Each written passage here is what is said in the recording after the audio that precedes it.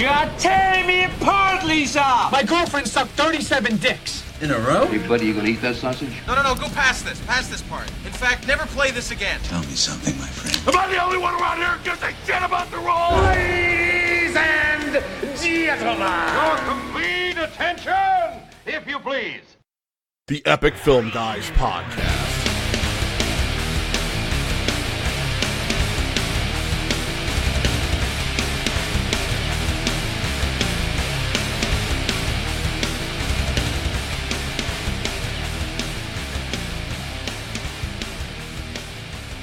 Good morning, ladies and gentlemen, and welcome to another brand new episode of the Epic Film Guys Podcast, steamrolling hardcore toward 150 episodes. Congratulations to the So Wizard podcast, Joey and the gang, 200 episodes. And they haven't ever stopped. We've stopped because we're lazy motherfuckers. I am Epic Film Guy Nick. And I am Epic Film Guy Justin. Don't be speaking for me. I mean, I am lazy, let's face it. I'm always commenting that I'm elderly, I'm feeling old, I'm so tired all the goddamn time, but we're champions, man. We keep going. We rock it. We do rock it. We're killing it. We've had weekly releases. It's not like we haven't released content every week, but yeah, no, we've definitely taken those weeks off because I really feel like we've needed our engines recharged. You know what keeps yourself youthful, Justin? You know what keeps you young and vibrant and full of energy? It's by keeping someone who is literally 7 years old around at all times. And ladies and gentlemen, right, we of course are talking about our one and only god of podcasting, the A1 Loy Chos is joining us for the show. Ladies and gentlemen, welcome Loy Sauce. Hey, I'm 7.5. Okay. 7.5. Damn it. We're recording on the eve of the 25th anniversary of Steven Spielberg's Jurassic Park. And, well, we might as well just wish you a happy birthday because you were born this week. You were born a few days after Jurassic Park was released in the theaters. I was born on June 14th, 1993, 2 days after the release of Jurassic Park. God in heaven. Yes. So a happy anniversary to Jurassic Park, which we talked about in full detail last week on the show, and happy birthday to our young Loy Chos A1 steak sauce, that salty motherfucker. Thank you. Do you guys remember when... Birthday to you. No, that's okay. You really don't have to. Happy birthday to you. Are you singing the Happy Birthday, Mr. President Happy version? birthday, dear A1 Loy steak sauce. Salty motherfucker. Happy birthday to you. I see the expression on his face. He's not amused by this. What the hell? He's not. He's How'd she not get in amused here? by this here. Keep her out of here. That was just... I don't even know what to... You're welcome. Thank you. If this is your first time ever listening to the show, this is as good as it's going to get. It's all downhill from here. Do you guys remember when it was my birthday and we recorded our Warcraft and Conjuring 2 review? I remember Loy Sauce saying that The Conjuring 2 was a perfect movie, and then it is. We talked about another movie that was not quite so perfect. Literally the opposite of a perfect movie. Holy fuck. Fuck you, Duncan Jones. What the fuck? Another Moon movie was so that good, too. No one talks about. Oh, I love Moon. But another movie no one talks about, and while we were just talking about in the Patron-only segment, movies that people see that are big budget fare that just no one talks about anymore after a year or two or three or four or whatever, and they just kind of left there in the dust, and you see them in the Walmart Blu-ray bin for $5, and that's one of them for sure.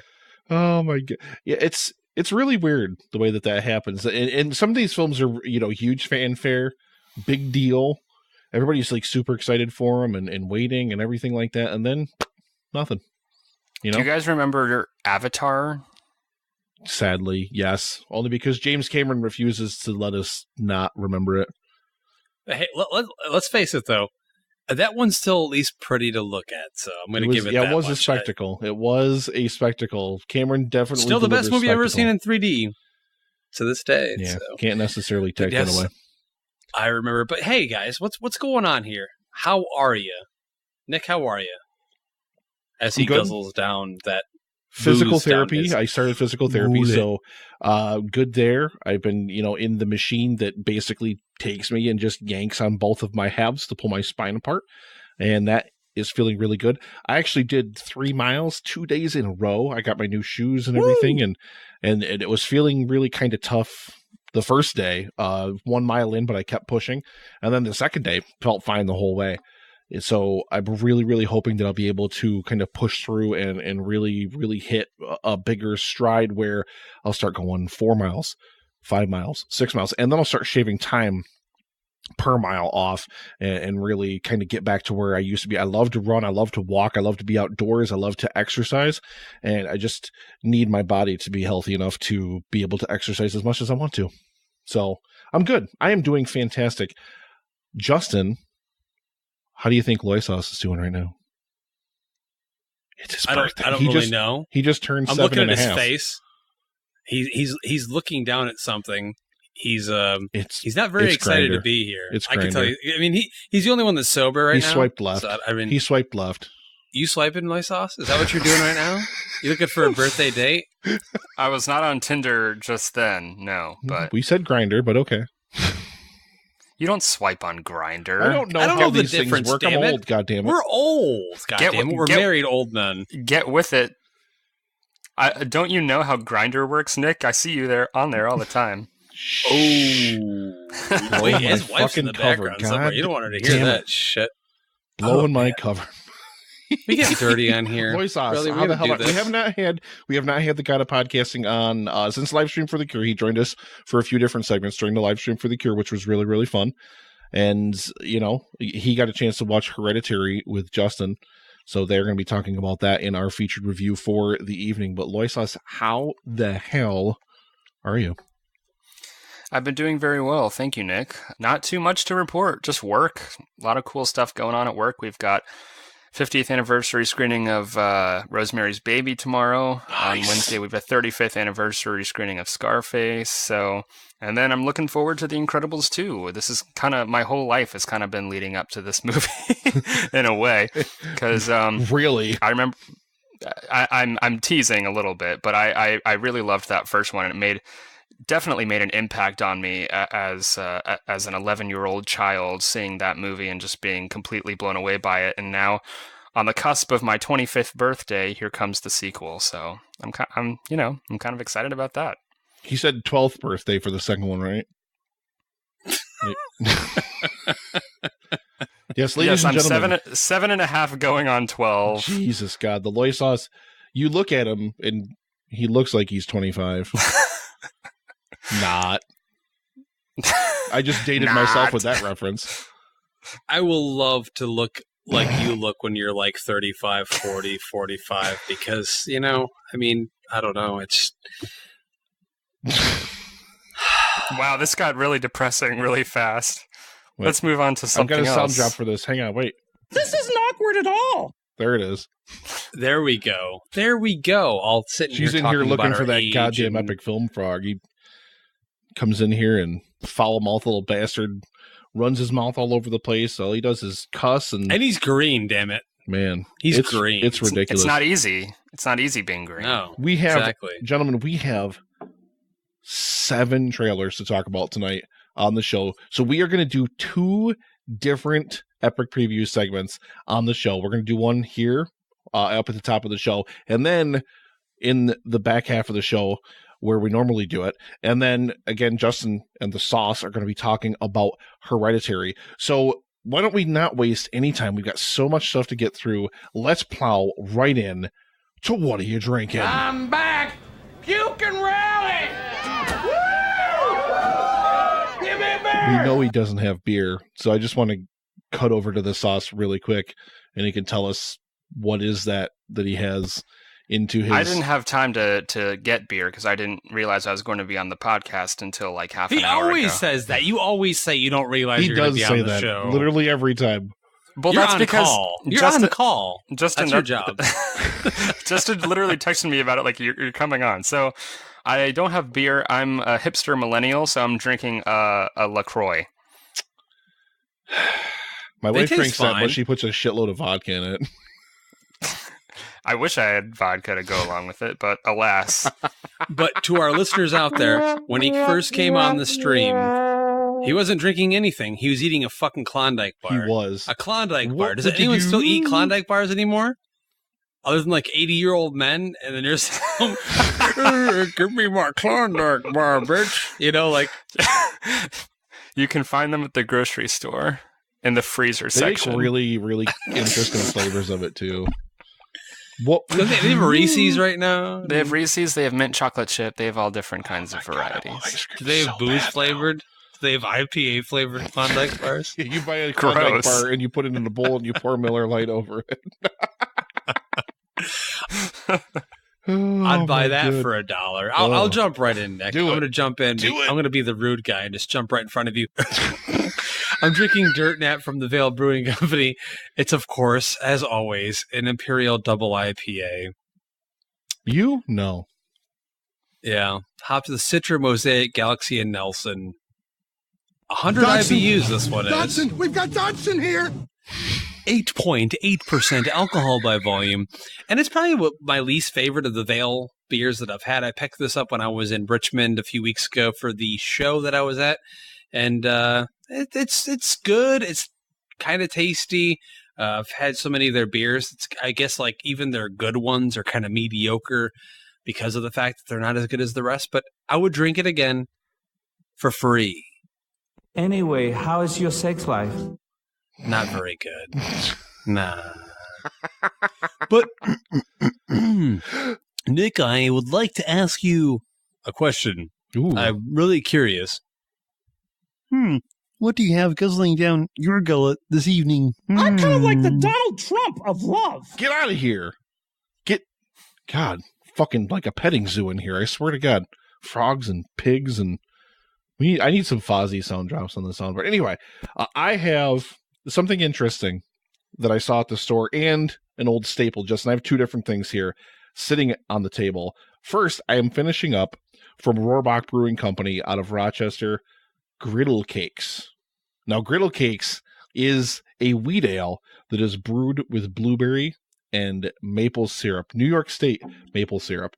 And it is legitimately 100% exactly what it promises to be. You get a prominent maple flavor, subtle blueberry. The blueberry is not very prominent at all, and it tastes like a wheat ale. Like, when I opened the can, I was like, man, I was really worried one flavor was going to overpower something else or whatever. And it's surprisingly well balanced and kind of really nicely drinkable. And you know what reminded me of this? And the reason I got this is in EFG history, I think it was last week, Tom Coe, when he was on the show a year ago, talked about a stout that he had that was made with maple syrup and blueberries. So it just made me think of it. I was just like, oh, well, I've got to try this. This is actually pretty good. And then I already had a couple of these earlier tonight, but I'm going to follow that up, Justin. A couple? With, bam, Stones Oh, yes. Enjoy by 7418. And once again, I love this series. This is such a great, great, great beer.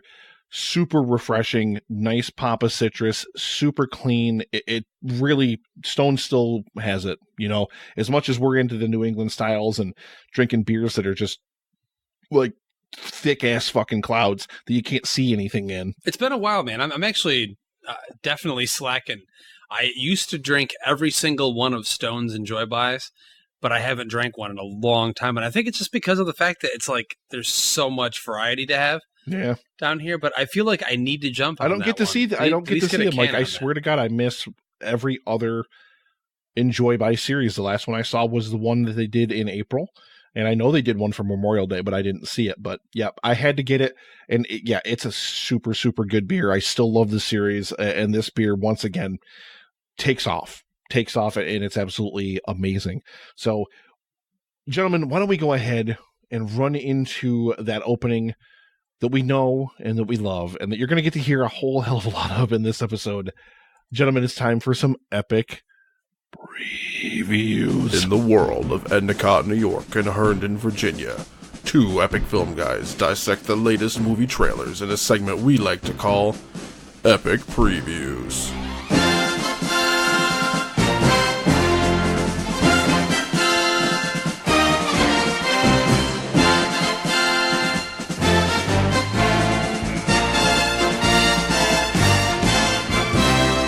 I figured we would kick proceedings off tonight by going with the big guy, going with the trailer that I know both of you were probably most excited to talk about out of any of these, so much so that you recorded a 13-plus minute video review of the trailer when it launched. So, of course, we're talking about the trailer for David Gordon Green's Halloween. And that's right, man. I don't want the two of you to spend 13 minutes recapping your thoughts. We won't. No, I promise I won't. Yeah. But we've got to get you on record record on the podcast about how you felt about this trailer. And I have told not a soul. Actually, no, I think I posted to the page. Oh, no, I didn't. All I posted, because Justin posts the trailer to the page. He's posting every single thing Halloween related for 2 fucking weeks straight.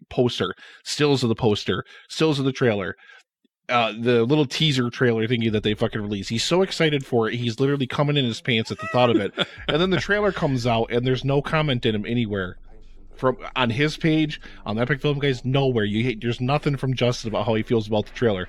So I just posted a GIF from Caddyshack. Well, we're waiting over on the page because I was like, I really had to soak it in, man. You were right when you posted like that. I was watching it over and over again. I knew that. I fucking knew that. It hit at work.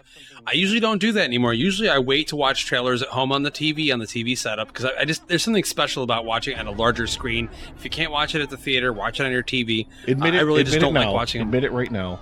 How many times have you watched the Halloween trailer? I'll be honest, 25. Have you counted, or is that just a guess?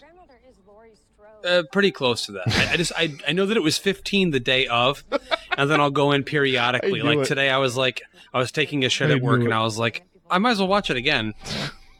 But yeah, I wanted you two to talk about it briefly because I know that horror is such a huge thing. You guys did that Halloween retrospective last year, I think it was, or was it the beginning of this year? I can't remember.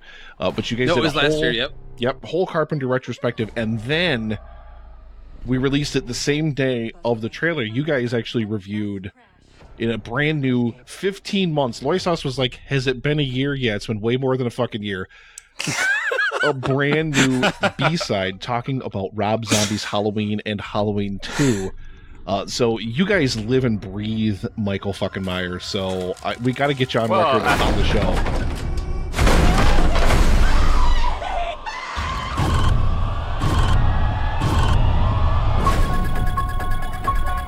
Waited for this night.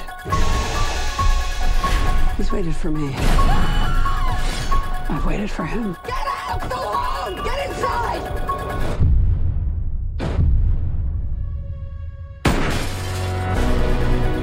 You don't believe in the boogeyman? He's here! Michael! You should. Can you close the closet door?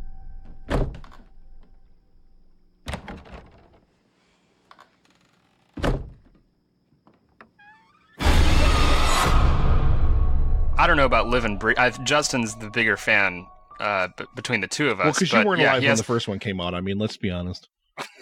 I wasn't alive either. But no, if you do want to hear extended full thoughts, definitely check out our video that's on the Epic Film Guys YouTube channel and actually uploaded to our Facebook page as well. But I posted it over on Twitter earlier today as well. How did it feel after that much anticipation, that much buildup? I mean, like I said in the video, it's every element that you would want in a Halloween film is in this trailer. It looks like a true sequel. I mean, I looking back at the video, I realized that we didn't even mention John Carpenter's producing this thing. He's also doing the score, is he not?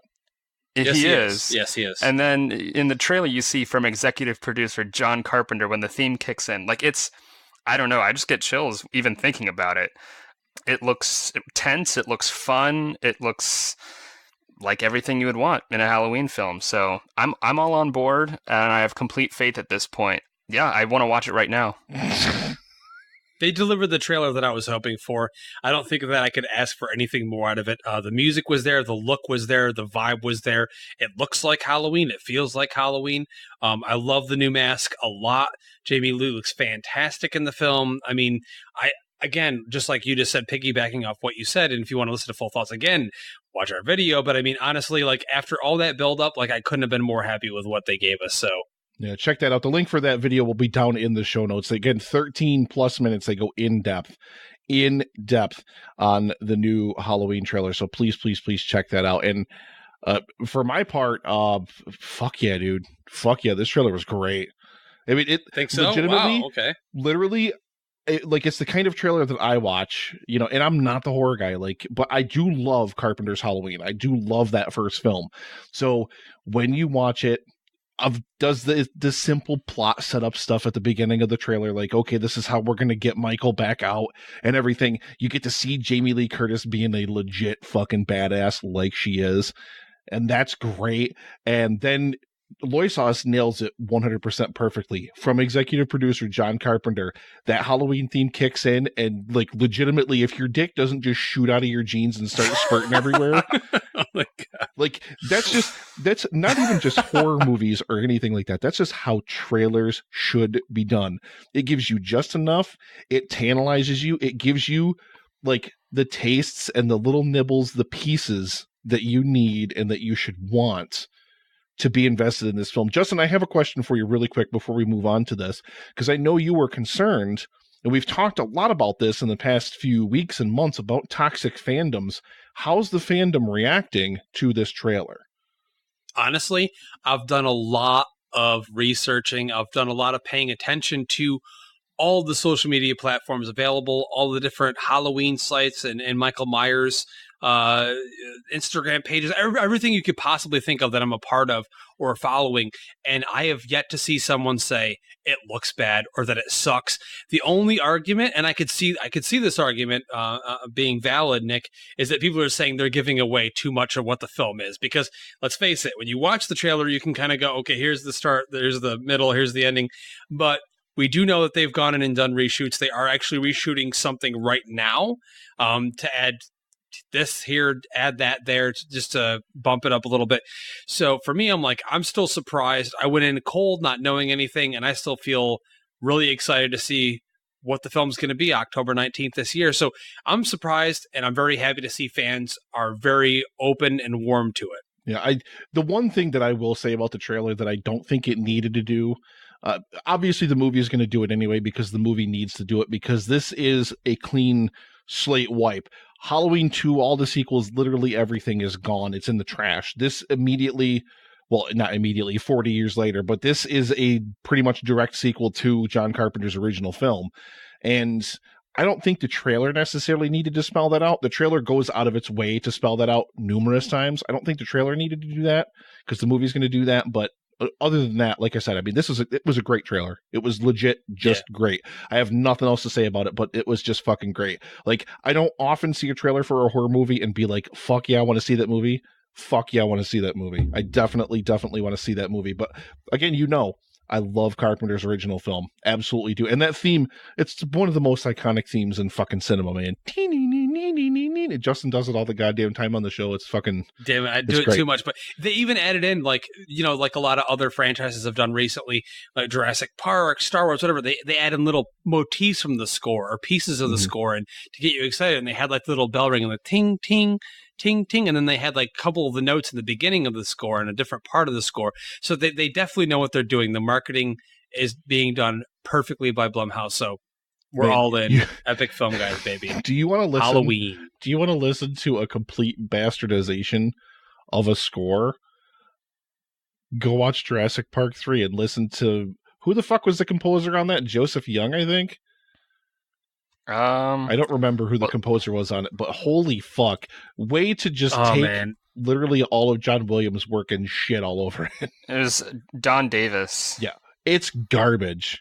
Whoever that is. It is legitimate. I don't even know who that garbage, is, dude. Whoever they could get at the last minute to do that, but Yeah, we'll be talking about that. We can't be dwelling on Jurassic Park 3. We got a whole mini-sode coming to talk about the Jurassic sequels, but we're going to talk about another trailer now.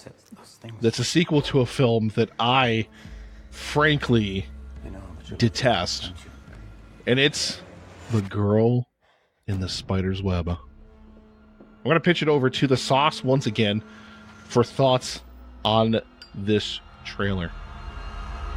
Who the hell are you?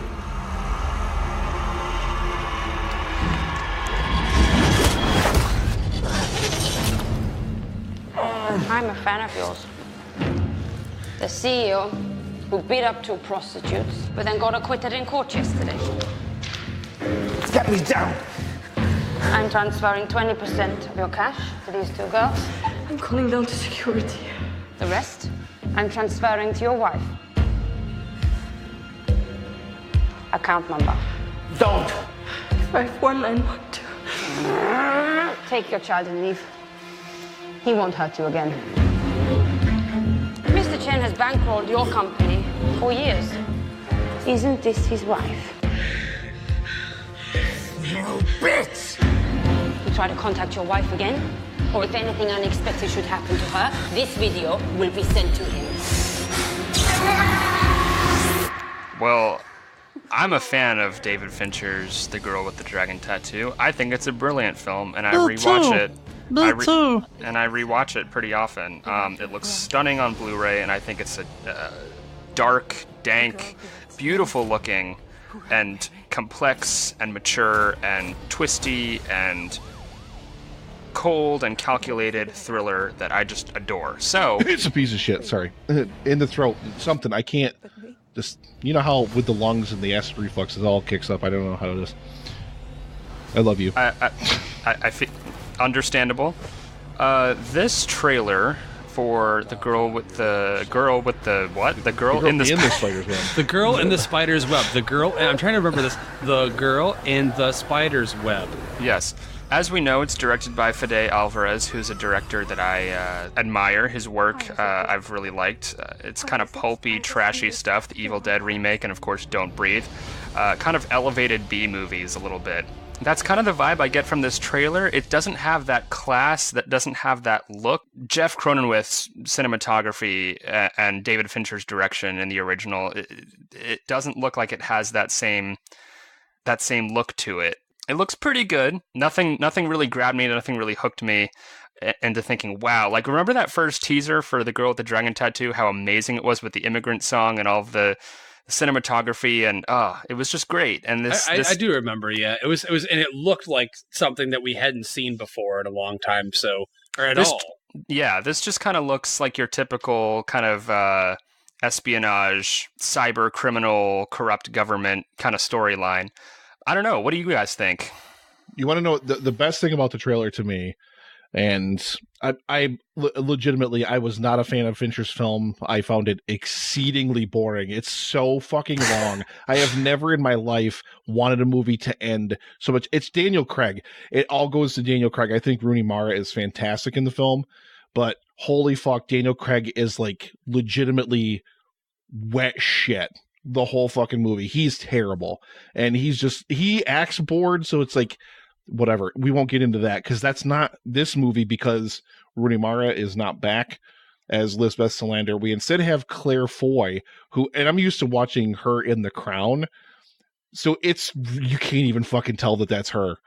Like, you look at that character and you're like, what? She's actually going to be showing up twice in Epic Previews tonight, so... Ooh. Yeah, she's in everything now, I guess. Yeah, her and Josh Brolin. Josh Brolin's in everything nowadays, too. Yeah. Getting in that work, baby. Hey, at least they're working. Hey, man, they're good at what they do. I don't think this trailer looks bad. I don't think this trailer looks necessarily bad. I will be extremely checked expectation-wise going into this film, but I'm fine with another take on it. I don't know. Something about that first film didn't click for me, so... I do like how because the other two films in the trilogy, the Girl Who Played with Fire and The Girl Who Kicked the Hornet's Nest, those have already been made into the Norwegian films. Yeah. Norwegian? Swedish? Are they Swedish? They're Swedish. Yeah. Anyhow, they've already been made. So it's kind of interesting that they're going with the fourth film in the book series as the sequel to the American film. So it's not going to be something that we've seen before, which I like that they're going that direction. I really wonder how much effort they're going to go into to tie it back to Fincher's film. It almost seems like it's kind of like a reboot because it's like different cast. They're just going to kind of go standalone. Because I think at some point at least, and it's been a while since I read about the film, but I think at some point along the way they wanted Rooney Mara to come back, but oh man, well, she wanted to come back. She wanted to come back, and personally, like I like how Claire Foy looks in this. Don't get me wrong; I think she looks Claire pretty Foy's good. a brilliant actress too, so she'll fucking nail it. Of course, but I mean, I won't lie. I really liked Mooney Rara a lot. I said that on purpose for you, Brian. Mooney Rara. I really liked Rooney Mara a lot in that film, and I loved how she looked. And when I worked with Nick, he knew because she was my background on my phone. And my wife's like in the next room. She probably heard me. She knew. She looked at my phone all the time. And I just loved her as that character and loved how she looked. And she just like, there was something about that character that was so mysterious to me. Yeah. But yeah, so intriguing and so delicious. I personally do not find Claire Foy sexy, like at all. I look at her in that role and I don't see her as like the kind of the sex symbol that Rooney Mara was as Lisbeth Salander. And granted, it's subjective and the character... Yeah, the character doesn't necessarily need to be like this sex icon, but it's a different actress, a different direction, and I'm sure she'll nail it. I mean, she's a great actress. So. I can only wonder if they didn't necessarily want to make her look sexy when they were. I mean, I'm sure there's still people that think she does look great in the trailer and whatnot, but maybe they just didn't want to go that. Maybe they didn't want to skew it in that same direction as Fincher did in his film. I don't know. It's going to be interesting to see, but it's an interesting trailer, I think, but nothing in it latched on me and was like, you have to see this movie or anything. Yeah, it's just like, I mean, for me, the only thing that's really grabbing at me is that Fede Alvarez is doing it, and I loved Don't Breathe with a deep passion, and I loved his Evil Dead remake. So for me, like, at least that name being attached. Part of me kind of wishes, I mean, this was just fan casting, but I'd really hope that Fede would cast Jane Levy, who was in the Evil Dead You'll remake. Never let that go, will you? And Don't You'll Breathe never let that go. I love her. I love her. You mean also in Monster Trucks? Also in Monster Trucks. She was in Monster Trucks, which is, of course, the greatest film ever made, and she was playing a high school student very unconvincingly. But you put a nose ring and a lip ring on her and dye her hair black, like it would have been perfect. Yeah. But that's just something I have to get over. I mean, well, he did have her in his previous two films, so it would have made sense. But I'm sure the studio's like, no one knows who that girl is, right? So get a name in there because they say in the trailer like Golden Globe winner Claire Foy, like they're really of course that helps. Of course that helps. They got to pump that in. Decent trailer for me. It piqued my interest enough where I'm definitely going to be sitting there opening weekend to check it out. Hope it's good. And moving on. What do we have next on the slate there, Nick? So just one more trailer. We've got 4 more. We've got legitimately so many more trailers we're going to talk about tonight in what is legitimately an epic previews packed show.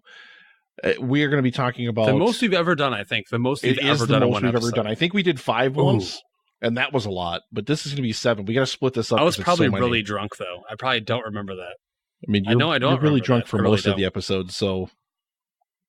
This is only 10% alcohol by volume. The last film that we're going to be talking about, Justin, is Bad Times at the El Royale. And I want to kick it right back over to you because what a fucking cast they assembled for this. What a cast, man. Dude, the cast is fantastic. We got Chris Hemsworth, Dakota Johnson, and John Hamm, among others. And of course, you can't talk about this trailer without talking about Jeff Bridges as well, because he's primarily featured. Nick Offerman, literally this thing, like I had no anticipation for this thing at all whatsoever. Even though I think that when I heard about it, if I'm not mistaken, I think Nick Offerman gets shot in the trailer. I'm pretty sure that was like the one shot of Nick Offerman. I saw it. I was like, oh, Nick Offerman's in this. Oh, wait, did he just get shot? What? This movie, for those of you that are uninitiated with Bad Times at the El Royale, is about 7 strangers, each with a secret to bury. They meet at Lake Tahoe's El Royale, a rundown hotel with a dark past. Over the course of one fateful night, everyone will have one last shot at redemption before everything goes to hell. And of course, as the sauce always says, hijinks ensue. And like literally, like I said, last night. Well, he also says that just once in a while. Did you just say that, Brian? Did that just happen? I saw his lips move, I think. I sucked a dick last night. Oh my God! He is confirming the truth. He knows. It happened. I'm speechless. I had no anticipation for this movie at all whatsoever. I had heard some stuff about it because Drew Goddard is directing it. He helped write it. And I think this looks like a blast, dude. I think this looks fantastic. I love my John Hamm. And I love my John Hamm in his 1950s, 60s suits in proper mode, and he looks great in it. So for me, like this just looks like a blast. I don't even know how you could watch this and say you wouldn't want to watch this movie. The El Royale is a bi-state establishment. You have the option to choose a room in either California or Nevada. How'd you end up at the El Royale? The Ritz-Carlton was booked. This place used to be hustling and bustling. Old Dean Martin even sang a song about it once. This is not a place for a priest, Father. You shouldn't be here. We might need to work on your sales pitch, son. The El Royale, no place for a priest.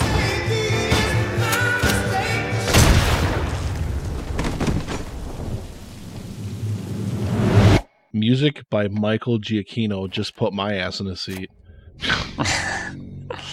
Done and done. It is an absolutely fantastic cast. It is wonderful to see all these names attached to this. The trailer looks really intriguing to me. I definitely just the colors alone and the cinematography. Yeah, it just looks absolutely. It's a beautiful looking stunning trailer, and it really, really sold me from that aspect of it from the get-go. I'm really, really interested to see kind of where this goes from here. I don't really want to see. This is one of those movies I don't want to see any more about it. Like, you've already sold me on it, but I feel like if they throw any more trailers and stuff out, they'll be plot heavy. And I don't want to see a plot-heavy trailer for this kind of movie because you can tell it's going to be one of those movies with a lot of twists and turns and whatever. Exactly. And I don't want to see a hell of a lot more. And you know what? We'll see.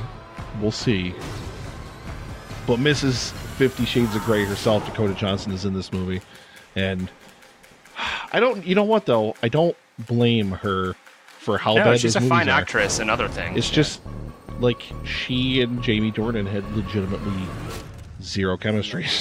It's like, why did you force her into this movie?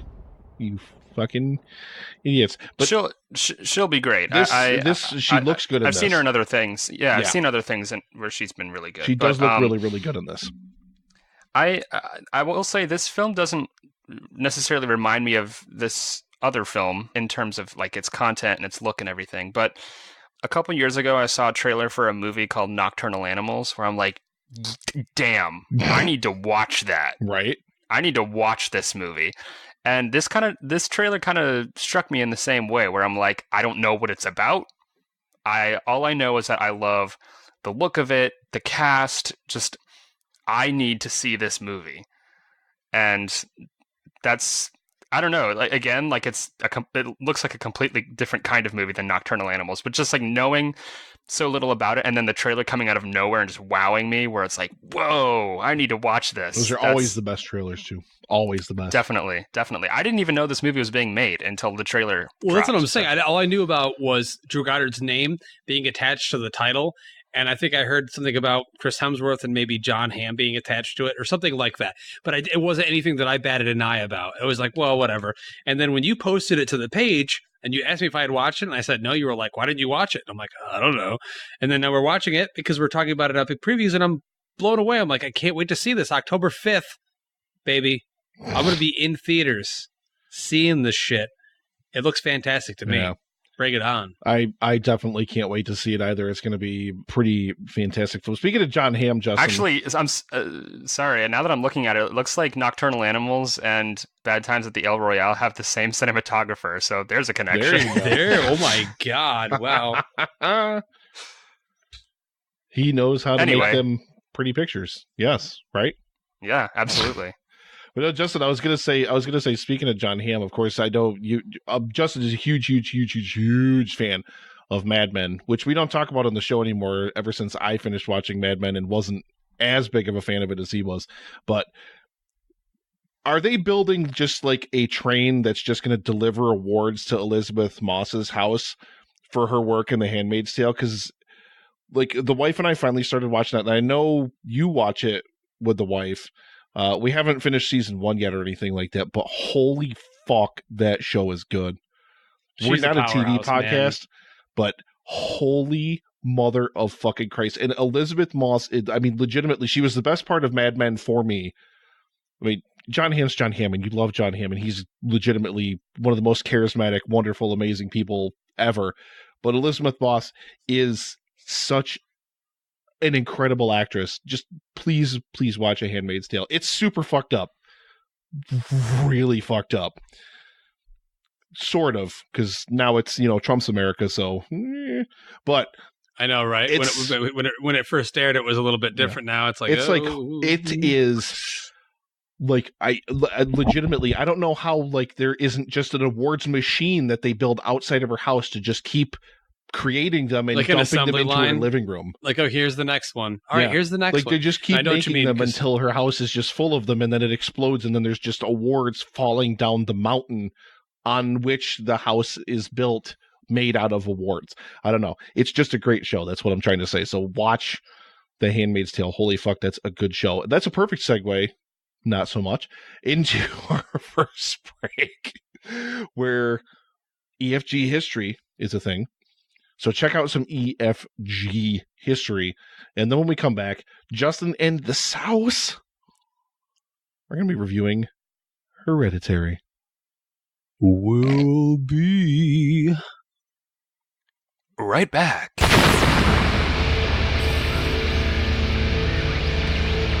This week in epic film history. Epic film, guys, the flamethrower. The kids love this one. Just whatever you're gonna do, send us a picture. Make sure to send it to us. We have little social epic media. film guys breakfast cereal, and then it comes with Lisp penis marshmallows, and then you have to fuck the little O's that come in the cereal. Never mind. There should be like quarters too for that hobo person. Hobster. Yeah. Well, you know where the milk comes from in the cereal. Oh, that's a little bit too X-rated for our show, Brian. Gee whiz! And I thought you were a clean young man here. I forgot this was a family-friendly podcast. He's another year older. He's all bets are off now. Again, there's supposed to be a 40-minute longer cut of this film that is apparently floating around out there somewhere. This thing got trimmed down to a lean 2 hours and 3 minutes. It felt really fast. I really feel like extremely fast. Exactly. I really feel like you could take that extra 40 minutes at the beginning and just spend it developing these characters, letting us get attached to these characters and understand these characters before you thrust us into this plot. And granted, there's still some issues with the plotting, but I think a lot of the issues I had with this film wasn't necessarily the way it was paced or even the way it was written. It's just that I don't care. I don't have any attachment to these characters whatsoever. You've done absolutely nothing to draw me in and to connect me to any of them whatsoever. And it doesn't help that you get a really, really uneven performance, as far as I'm concerned, from Travis Fimmel as Lothar. Oh man, I felt he was all horrible over the fucking place. I feel like he was horrible. In some scenes, I thought he was really good, but then in other scenes, he was cringeworthy. He was terrible. I felt all the human characters were extremely boring. They're extremely dry. They were all very one note as well. I felt none of them are developed. Nothing in the film makes me give a shit about them at all whatsoever, and they're all very badly acted. You mentioned Fimmel, who plays Lothar. The relationship, the shoehorned-in relationship with him and his son. I'm not even going to bring up the name of the actor that played his son, who was cringeworthy at best. He was. Yeah. There was nothing in there that made me care about that. They just threw that in there as a secondary thing. Exactly, and that's the biggest problem I have with this film. Is it really feels like they went in and just eviscerated any shred of character development for any of these characters. Never be sorry on the Epic Film Guys podcast. Never be sorry. Cut in, talk over. I'm sorry every time I finish doing an episode. Me too. I'm sorry that I have to talk to you every day, Nick.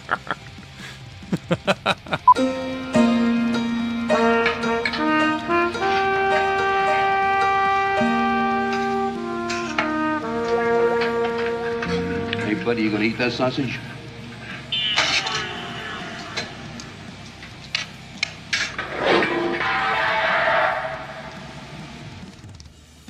You ain't gonna eat it, nobody is, huh? Help yourself. I guess not. And how do you fit a cake into a man's ass, Justin? And welcome back, ladies and gentlemen. Thanks for hanging out with us here on the Epic Film Guys podcast.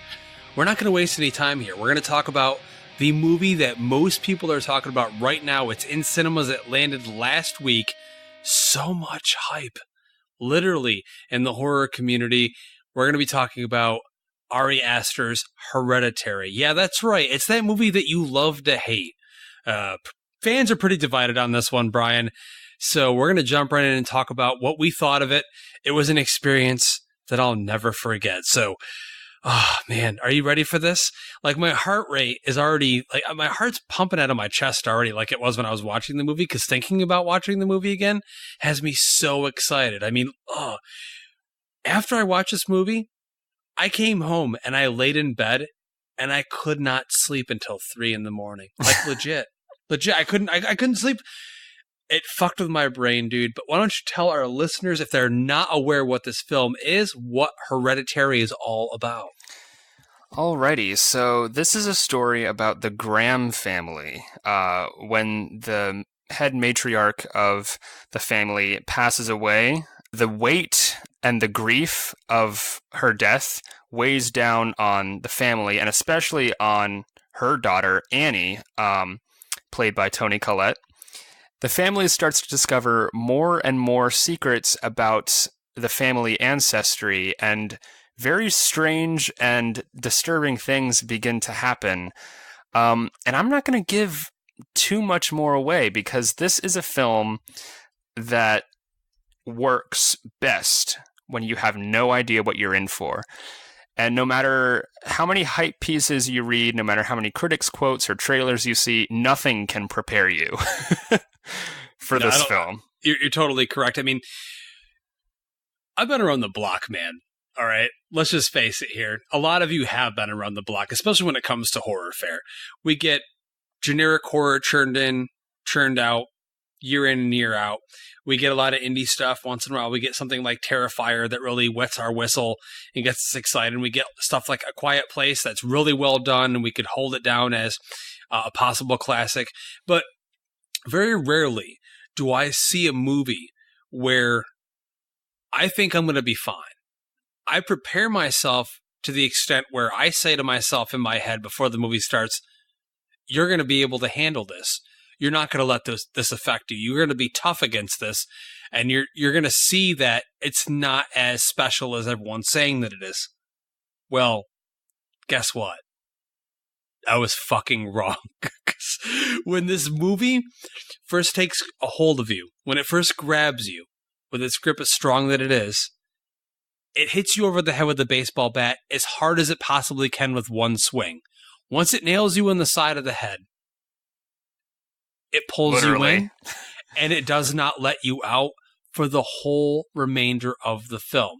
Now, those that know me, those that have listened to the show, that have gone to the movies with me, or those of you, Loisos, Nick, that have been to the movies with me on numerous occasions, that you know that I have a drink or two during the movie, or if I'm drinking water, regardless, I usually get up at one point in the movie and go to the bathroom. That didn't happen during this movie. I was shocked. I walked into this movie with half a beer.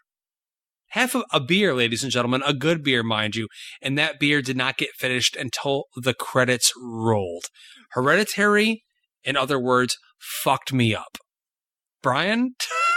Yeah, I ordered a popcorn. I was munching on my popcorn, and about 25 minutes into the film, I discovered that I did not want that popcorn anymore. I didn't touch it for the remainder of the film. And this is a film that I think deserves the highest honor that a horror movie can get. I had to sleep with the lights on. When I came home from the movie and I went to bed, I had to sleep with the lights on because it legit terrified me. This is such an intensely unsettling and wickedly visceral movie, the likes of which you don't see very often. Ever. Rarely ever. Yeah, I mean, the last time a horror film bewitched me like this might have been The Witch back in 2016 or The Conjuring 2. But this will go down as one of the greats, in my opinion. When people, like you said, the reaction is divided now. This has a D+ cinema score right now.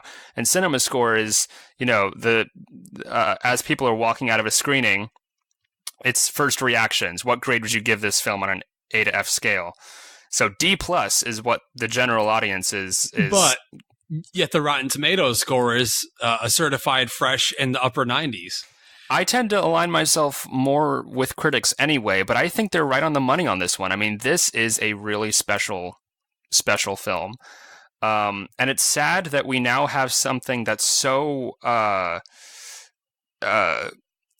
unique and challenging, and audiences just completely rejecting it. It's something that happens all too often, especially with blockbuster fare and horror fare. It's unfortunate, but let's really get into the nitty gritty here, Justin, since we're on past initial reactions. What did you think about the escalation of tension and terror in this film? Because it starts out pretty slowly. Exactly. That just goes back to what I was saying. And if you're talking about initial reaction, Brian, I'm still soaking this shit, and it's almost been a week since I've watched it. I can't stop thinking about it, yeah. Exactly. It was much like, I forgot what other movie it was that I watched more recently where I couldn't, Annihilation, Alex Garland's Annihilation, where I couldn't stop thinking about it and I wanted to watch it again. This movie, I wanted to watch it again the next day.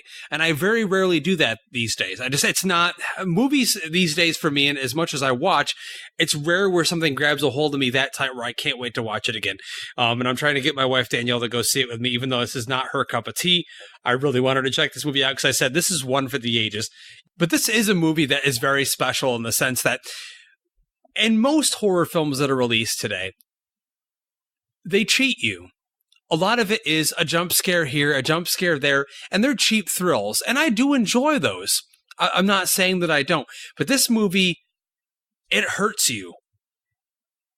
It's truly upsetting and powerful on a deep emotional level. It literally drives itself into your core, finds that weak spot, and it holds on to it. And I don't find all these analogies for what it did to me, but I feel like this movie is best if you experience it yourself, whether you hate it or you love it. One of the main things that I came off of immediately is that Toni Collette, God damn it, if this woman does not get an Oscar nomination for portraying Annie Graham in this film, I'm going to riot. Because we know the Academy likes to ignore horror or ignore genre films. And her performance is so brilliant in the film that you immediately buy what's going on. Now, starting out, I had this idea in my head, okay, this film is about a family dealing with death. And how does a family deal with death and deal with loss? And we've seen that many times in plenty of other movies. But in this movie, it's extremely creepy. And it's haunting in a sense of if you've ever lost a loved one, and you've ever lost them in a really tragic way, you know exactly what I'm referring to. It's something that just doesn't go away from you. When you do look in the corner of the room and you're sitting trying to work on a project, or you're on the computer typing up an email, and you look over and in a flash of the blink of an eye, you see that lost loved one in the corner. And there's elements like that in Hereditary where you're like wondering, okay, is this in the character's head? Is this really happening? Until shit starts really hitting the fan, you don't really know what you're getting yet. And I love that it kind of plays with you in the beginning. It's got you in its hand and it's rolling you around, and it's saying, you don't really know what you have yet, but I'm going to play with you, and I'm going to play with your emotions and your fears, and then I'm going to nail you. And when I do nail you, you're not going back. Yeah, I mean, you said it perfectly. Toni Collette's performance is just extraordinary in this film. And I imagine it would be an incredibly difficult role to attack when you're an actress or any actor is just the sheer weight of the role. You have to portray a character who's grieving uncontrollably, and you learn that she's not just grieving about the death of her mother. there's a whole lot more. There are many more layers as to the grief and the mental illness that is uncovered as the film goes on. And you have to portray a mother who loves her family. You have to portray a possessed woman at one point. I mean, spoilers kind of, although it's in the trailer, it's clear that something happens to this family, right? And like I said, so many different emotions you have to play. There's a great scene at a dinner table where she loses control, and she's genuinely terrifying. And so it's such a multifaceted role, and she nails it, like with aplomb. She is just extraordinary and makes you feel every single solitary emotion in your core, you know. And that's that's definitely as an actress, that's what you would want to employ in your audience, and I feel like she nails it completely. Yeah, definitely. And we've seen dysfunctional families plenty of times in horror films where that's the base of where the unruliness comes from, or the ghoul comes out of the closet to frighten them because of the negative vibes in the household. But this family is definitely the most dysfunctional I've seen in a long time. We've got Annie. She's kind of estranged from her husband, even though they're not really. They seem like they love each other and they're in a caring relationship, but they're very distant from each other. And their teenage son, Peter, who's he's off doing his own thing. This kid's just blazing weed constantly. And their teenage daughter, Charlie, who's played by, here in her introducing role, Millie Shapiro, who I thought was fantastic. I swear to God, and this isn't me being mean or anything, but this girl's like the strangest looking human being I think I've seen. She has a very distinctive look to her, but she's so sweet in a very dark sense as well. But we find this family as the film opens at the funeral of their mother or grandmother or mother-in-law, Ellen, and we see that they were kind of really not really connected to her directly, like where there was been times where they were close to her, where they were not, where she tried to kind of meddle with the family's decisions, and she tried to be that puppet master, and Annie didn't care for that. She was never really close with her mom, and she comes from a family where her depressive father starved himself to death. Her brother was a schizophrenic who accused Ellen of trying to put people inside his body, and he killed himself. And of course, she supposedly suffered from some dissociative identity disorder. So there's like strong mental illness going on in this family. And I feel like Annie, as the mother, kind of indirectly passes that on to her husband, her daughter, and her son. And you can see how that's been affecting them. So when this funeral occurs, it's a very unfortunate thing to happen, but it's also so uncomfortable. And then we see how it's affecting everyone all around. Oh, absolutely. I saw Millie Shapiro perform as Matilda on Broadway in Matilda the Musical. Yeah, that's right. For real? She was this adorable little moppet on stage, and then on screen, she's like the most terrifying. This kid is creepy. You see in the trailers the famous clucking sound that she makes that is instantly, that's kind of... I feel like that's going to be an iconic thing from this movie. That's the thing everyone's going to remember, because it does come into play as the film goes on in a pretty terrifying manner. But this central child performance, who you get from the trailers, she has a creepy vibe, but the role that she plays in the film, again, like completely unexpected, completely shocking, and something that I did not expect to see. It going into this film, I got to tell you, Brian, we usually do spoilers in all of our major reviews now on the Epic Film Guys, but I really don't want, in case you haven't seen this film and you're willing to give it a shot and you're thinking about it or you're debating on going out to see it, I really don't want to ruin some of the twists and turns of this movie, because I feel like it really helps you in your viewing of the film if you have not heard anything about what really happens as far as the spoilers are concerned. So I really want to try to go into this review as open as possible to give information, but also not to spoil the really awesome stuff, because like for me, not knowing anything that happens in this movie, there are unexpected turns. Think Janet Leigh in Psycho. I'll say that much, if that gives you any kind of information about the Charlie character. I mean, Ari Aster, make no mistake, this guy is going in, and this guy has crafted a perfect picture of a horror story in a way that I don't know how he's getting away with it, because, well, A24 is the first bit of it, okay? Let's face it. At this point in time, minus It Comes at Night last year, sorry, that one didn't do it for me. But they've been on a roll and releasing quality content from up-and-coming filmmakers that look beautiful, that sound beautiful, with fantastic performances. And this is the kind of studio that's backing something like Hereditary from someone. This is his first directorial debut for a full-length motion picture.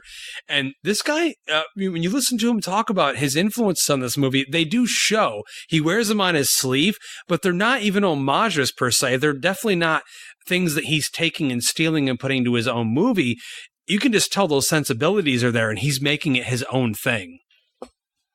Yeah, I mean, I haven't seen his short films. I know they're available up on his website. I really want to dig into those, because where did this guy come from? I mean, I look at this movie and I'm like, how, like, first time director, it astounds me the level of craft. This guy's an auteur. I mean, the way he's able to, like, just perfect precision in every scene. He knows the right amount of time to escalate the tension, how long to linger on a shot. Like, it's all so brilliantly done. And the movie looks great. I mean, aside from a couple of things, if we're really getting nitpicky here, there's some real bad ADR. But I thought it helped. I honestly, we both noticed it, but I think it helped in making it an unnerving experience, because you're like, wait, what's going on? Wait, is that supposed to happen? Like, it has you second guessing, and I don't know if it was intentional or not. It's entirely possible, watching this movie, Brian, that he did it intentionally, because there's a lot of things in this movie that kind of get your mind churning, and then you're like, oh, wait a minute, was that supposed to be like that? Wait, where am I supposed to look here? Yeah. It really has you second guessing a lot of the decisions and a lot of the things that happen. Okay. Well, yeah, you may be right there. Judging from how brilliantly done everything else is in the film, maybe, it wouldn't surprise me if it was entirely intentional. But yeah, I think the dude's a master. Like, I can't wait to see what he does next. I do get the impression from interviews that he's done that he's not the biggest fan of horror, so it would kind of disappoint me if, like, this is the only horror film that we get from. He said that he grew up and he always took his time as a young teenager, young in his early teens, to go to the horror section of the video store, and he rented everything he could find. But it sounds like he's way more big of a fan. He sounds like he's way more a big fan of the smarter, more artsy stuff. Like, he liked the idea of Hereditary being considered like the new age Rosemary's Baby, but did not want it to be considered anything like The Exorcist. I mean, I find them both equally amazing, but this guy's got a pure vision of what he wants to do, and I'd love to see him do more horror. I mean, he does it perfectly in the way that you don't get it, and I'm going to keep repeating that because I don't want to spoil anything for you guys. I'd love to go in depth on this, but it's like, there are images in this movie that are just burned into my brain. It's done beautifully, and it's done so horrifically and disturbing that you can't help but love it as a horror fan. Now, I'm having a hard time with horror fans being hateful against this film. I really don't understand it. I mean, we live in a world where every other month we get a new ghost-related horror film put out into the theater. We don't get slashers as much as we would hope. Hopefully, David Gordon Green's Halloween changes that. But it's like, this is very special. I think it gets particularly great when that first large incident happens. Again, we'll call it Janet Leigh in Psycho. And then Peter, played amazingly in this film by Alex Wolff, he starts seeing some things. And we see the character Annie. She's going to a support group, which is something that plenty of people do to deal with grief and deal with losing a loved one. She's doing this secretly. So the family is kind of like off wondering what she's doing. And that's adding like this kind of like hysteria to the family. Like, we don't really know what's going on with her. And to add all on top of that, Brian, Annie's like a miniaturist artist. She makes mini houses with mini characters, and the film opens up and she's supposed to be doing this large exhibit at this art show. And so this whole time we see her working on this, and she's kind of displaying these really disturbing events in her life. Like we see her in grief-stricken, recreating her feeling of losing her mother in a miniature setting with miniature figures and like a dollhouse, basically. And it's very scary. Like, you see plenty of evil dolls in movies, but watching this movie, you're like, whoever thought up with this idea to have like miniature houses and have that reflect what's happening on in the real characters' lives was just genius. Definitely. And it really speaks to her character too, because she's kind of struggling for control of her family and control of her life. So to be able to kind of manipulate things, and also it's kind of a way to deal with the gravity of the situation that she's in, dealing with her grief. Well, because we feel helpless when that happens. We have no control. We have no control over death or life or anything like that. So you're totally correct. Like, she's literally putting all of those feelings into her work. Yeah, it's definitely like a coping mechanism for her, and also the way you mentioned it brilliantly, but just like the way that you're not really sure sometimes if what you're looking at is real or if it's part of the model that she's making. There are a couple shots in this where I'm like, is what we're seeing reality, or is that the model? I don't know. It's so brilliantly done. And it's done seamlessly as well. Like, literally, make no mistake, this film is highly practical. Yes. Well, with the exception of a couple things here and there. For the most part, yes. People are saying, I've been reading online that people are saying that the ending is making people laugh and that the ending ruins the movie. I thought the ending was the most terrifying aspect of this movie. Like, the ending had me shaking because I was so just I think riled up by what's happening. I mean, it does go over the top. It does go gonzo, but without that final 15 minutes or so, the movie would not have the staying power that it does, because then you discover what the movie's really about and it becomes even more terrifying, the implications than what came before. I'd really like to go into those things. I really would love to go into detail on those, but I really feel like, Roy Sauce, if we actually go in depth on all of that, we would be cheating our listeners if they have not had a chance to see the film. Let's just say... Which they should. They definitely should. I mean, that ending, to me, going gonzo, the way that it did, going over the top, and really taking that step and taking that leap, is why I regard it as highly as I do, because we don't see other movies in the genre do that anymore. And if you do, it's done in a generic fashion, or it's done in a way where it's forced. Like, they're pushing it in there to be pretentious, or they're pushing it in there like, hey, look how artsy I am. And I don't get that vibe at all from Aster's films and his motivation here at all.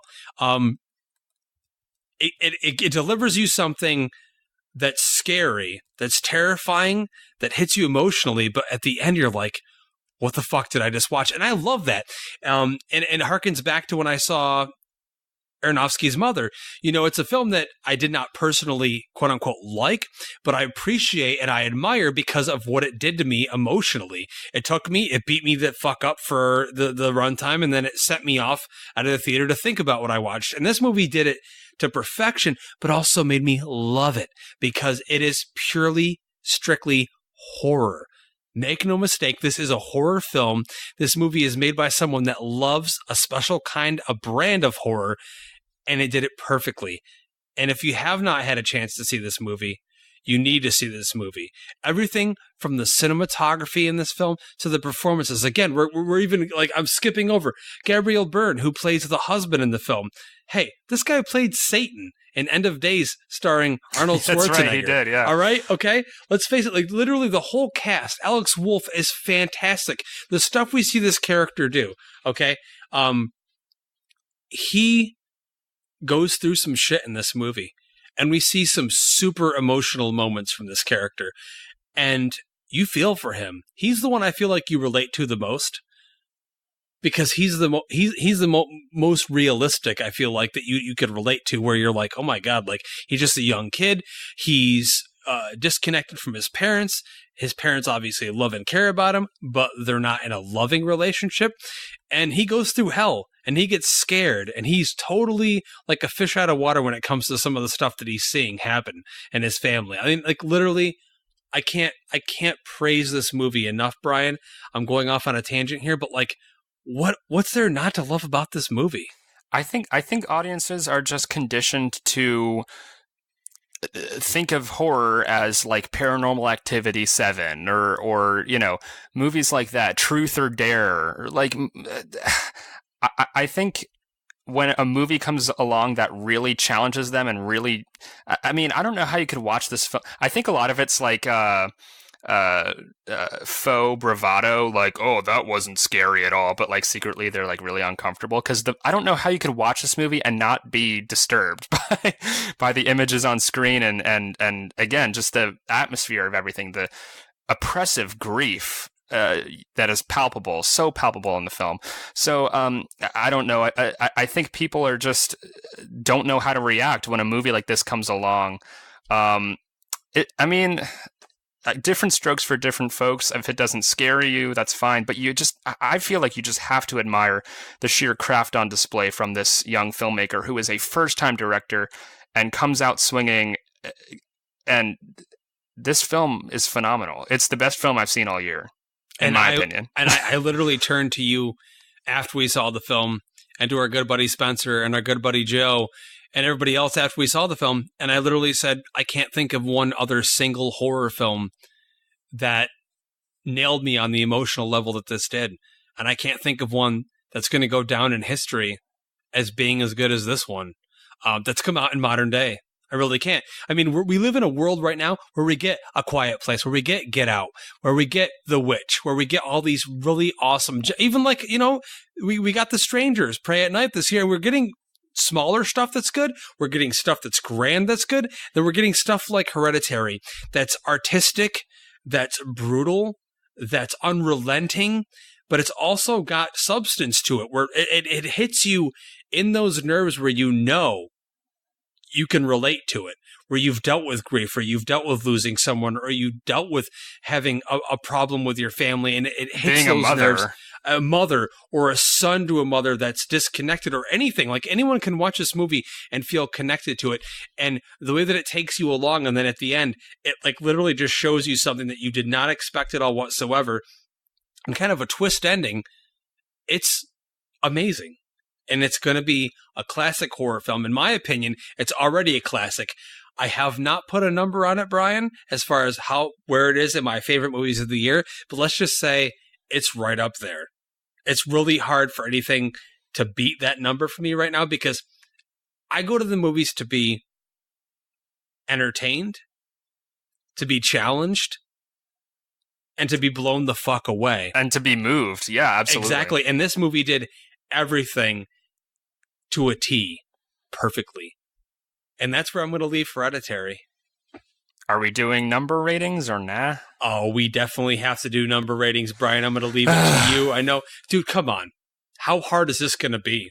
We just talked about it. We just gushed all over this movie. I mean, there's very few things about this film that I found wrong, or not even necessarily wrong, but that I personally had an issue with.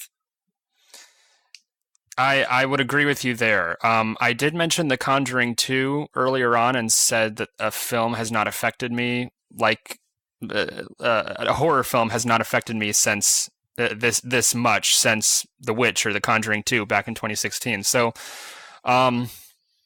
when you look at this film and you see, like I said, you see the sheer craft on screen, all of the incredible performances by these performers. I mean, Toni Collette's performance is game-changing, legendary stuff. And you look at all the nasty, gruesome gore and blood and just stuff that I love.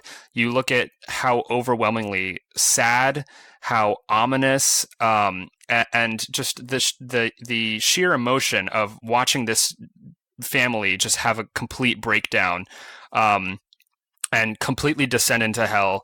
It's one of the most chilling movies I've seen in a long time.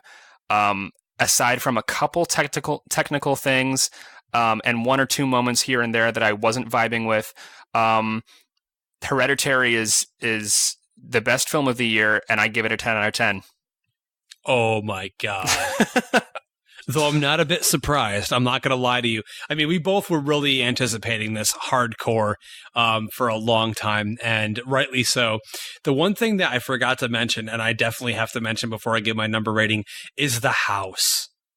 They found the exterior for this house, but they built all of the interiors on sound stages, and it's beautiful. And as we're talking here, I'm looking through as many photos as I can find, Brian, of how they designed this house, and it harkens back to the Amityville Horror, to old classic 1970s cinema, the colors used, the wood used, and everything. He has this love for like 1960s, 1970s cinema that just shows through in the architecture and the look of everything, even though it's done in a very modern sense. The way this movie is made, it feels like it could have been a movie that happened in the 70s. Do you know what I mean by that? Does that make sense at all? Definitely. Okay, just making sure I'm not totally off my rocker, because this movie, again, I can't stop thinking about it, and I can't wait to see it again. I loved Hereditary. You've heard me say it enough, what it did to me. It fucked me up. I have not sat awake until all the wee hours of the morning thinking about a movie, and I can't even tell you how long. To the point where I was actually frightened to get up to go to the bathroom, because it hits you where it needs to.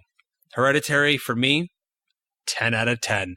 It's a near perfect, to the point where I'm giving it a 10 out of 10 horror film. This guy is an up-and-comer. It's his first directorial Ari Aster. Debut. Remember his name. Ari Aster. Dude, it's there.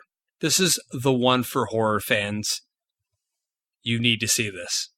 And there it is. That's our review for Hereditary. We did not, again, want to spoil this for you. We did not want to give you plot points or specifics, because this is a movie that you really need to enjoy on your own, and you really need to sit down and experience in the theater, not just at home, in the theater, in a dark, closed setting with other people that you don't know in public. Watch this movie. Go see it in theaters this week. That is the Epic Film Guys review of Ari Aster's Hereditary. And we're just going to take a quick break here, and then we'll be right back with more epic previews. We'll be right back. This week in epic film history, Gul'dan was, I thought, a great villain, on the orc side. But then you've got, all of a sudden, Medivh just, he's bad for whatever reason. He just is. Because of the fell, whatever that means. That's so fucking stupid. It was there were so many things. Nick, your words right there just exactly perfectly described this film. You just said was so fucking stupid. It completely fell apart in. Yeah, no, and you're bombarded with all of this terminology where within the world it would make sense for a character to proclaim something to the effect of, I am Drax Gronkdong, chieftain of the Sea Wolf tribe, or whatever. But it's nonsense to us, because we don't, I don't know. Again, I'm going to go back to the comparison of Lord of the Rings. So we have our protagonist, Frodo Baggins, and he's naive, and he doesn't know much about the outside world. And he ventures out into Middle-earth and goes on this grand adventure, and we see things through his eyes, and we learn about the world as he does. Warcraft doesn't have a character like that. And not only that, at the beginning of Lord of the Rings, especially the extended edition, what do you spend an hour doing? There's absolutely no forwarding of the plot whatsoever. All you're doing is getting invested in those characters. That's literally all you're doing, learning about their world, learning about their lives, and just living with them. We have to only use fuck 10 times per episode now. We really got to choose our fucks carefully, and I just wasted 2 of them. Well, I honestly, with you, Nick, I could count 50 plus fucks every fucking episode, every fucking time you say fuck.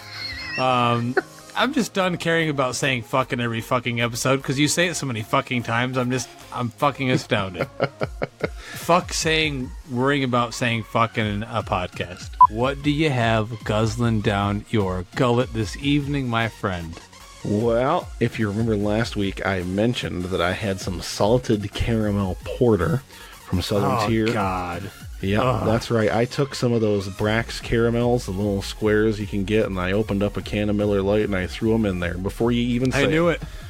I knew it. Oh my god.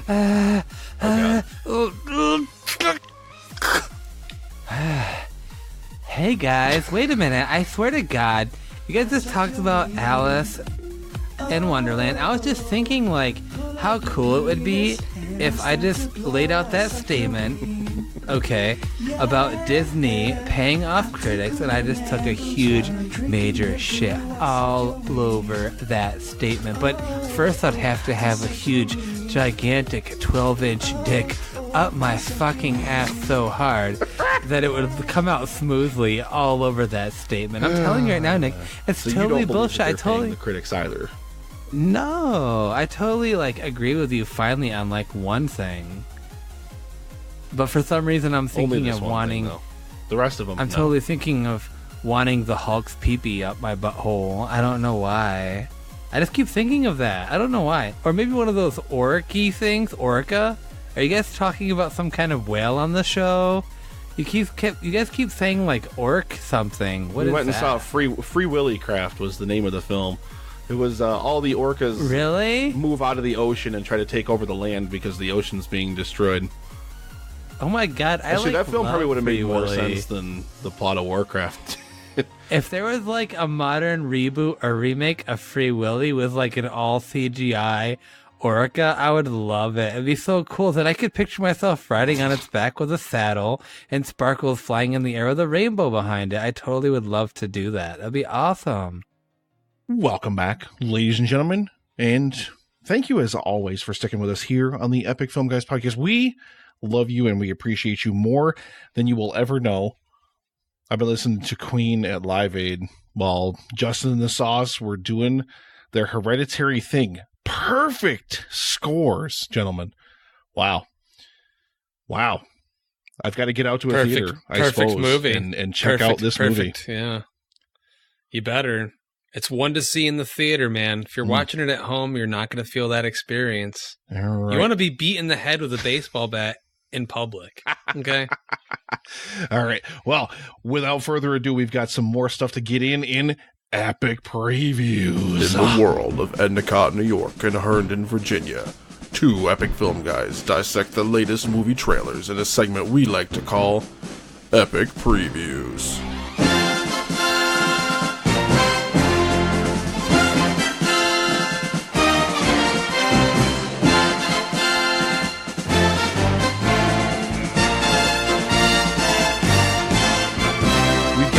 Four more trailers to go through here on the bottom half of the show. Thank you very much for sticking with us. There's a lot of great films coming out.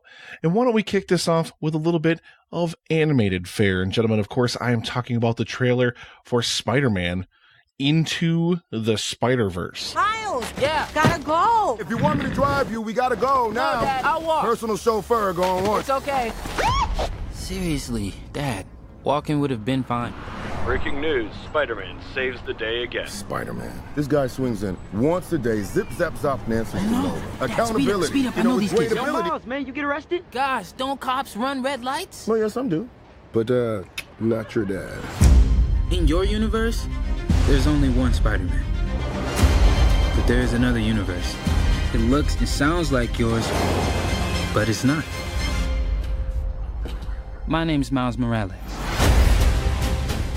This goddamned animation looks phenomenal.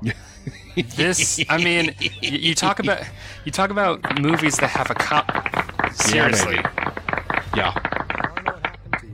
You talk about movies that have a comic book aesthetic, and no, this movie is like a comic book come to life. Even down to the background has the pointillism, the little dots that you see on comic books. It's all done to the nines. Even going so far as to have the comic book words appear on screen, like boom, whap, stuff like that. That appears on screen. It looks like a comic book come to life. It looks phenomenal. Phil Lord and Chris Miller, who are executive producing and writing the script, they have not let me down once before. Ever since Cloudy with a Chance of Meatballs, 21 Jump Street, the Lego Movie, they know what they're doing. Story? Oh. Yeah, let's not forget about that. Ooh. Ron Howard did a fine job. He did a great job. But these guys, they really have their finger on the pulse of what makes animated movies especially tick.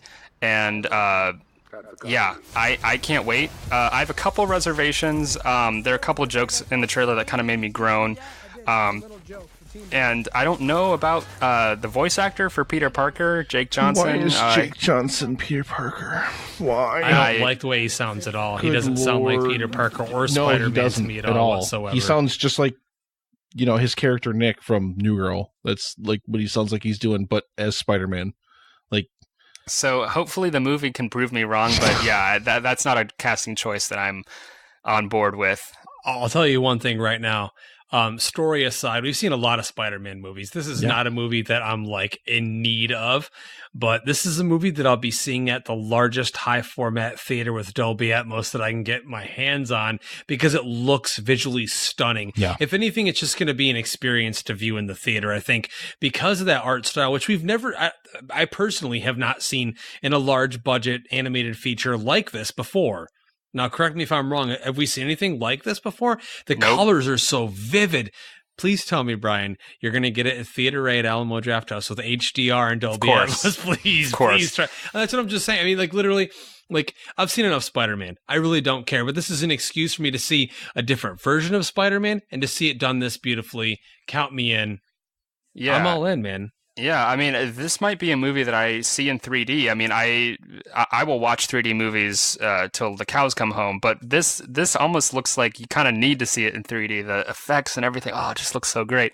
This is also the introduction of Miles Morales, who is a fan favorite character. Yeah. People have been wanting to see Miles Morales ever since the Amazing Spider-Man movie was first announced. People were fan casting, wouldn't it be great if Miles Morales were in the movie? Here's who should play him. And of course, they weren't going to make the Amazing Spider-Man without Peter Parker.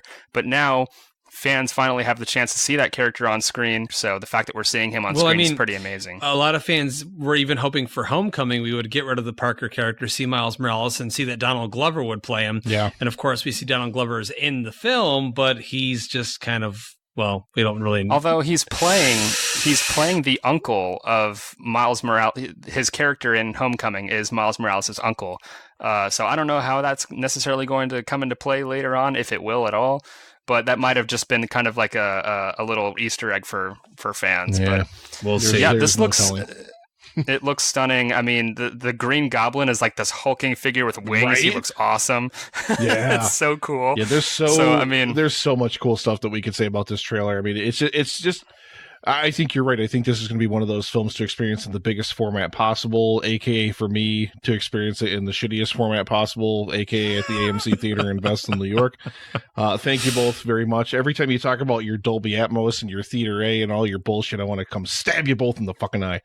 I love you. Seriously, I do. But this movie looks really, really great. I don't have anything else to add to what you guys already said. So why don't we go ahead and shuffle right along to... Buffalo? I done shuffled off to Buffalo, boys. Damn it. Well, why don't we... Well, you know what, Justin, what trailer do you want to talk about? We've got 3 more here. Which one of these trailers do you want to kick in here? Let's jump into the one that, for me at least, hit me the most emotionally and the one that I'm looking forward to the most out of the bunch, and that's First Man, starring Ryan Gosling as Neil Armstrong, directed by Damien Chazelle. Haters gonna hate. La La Land was one of the best films fucking the past couple of years, and it's one of my favorite movies of all time, not just of the past couple of years, of all time. I love that movie so much. And this is a movie that I literally didn't see coming. I really didn't expect a movie about Neil Armstrong and our first landing on the moon to be coming to theaters anytime soon. So when I heard this was announced and I heard they cast Gosling, obviously Oscar bait aside, because we know what they're going for with this, playing Neil Armstrong, the first man to walk on the moon. My first impressions are visually, this looks stunning. And I feel like the experience, we've seen it in Apollo 13. We've seen in other science fiction films. We've seen other space exploration films. But something about this film feels super claustrophobic, like the actual experience, what it would be like to go up with that technology that was available in the 1960s out in space and to attempt to go on the moon.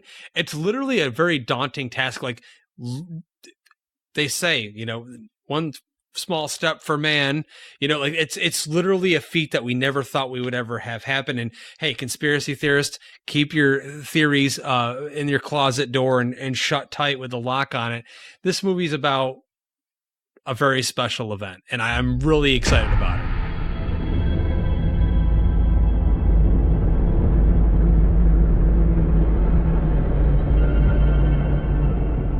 Are you sure?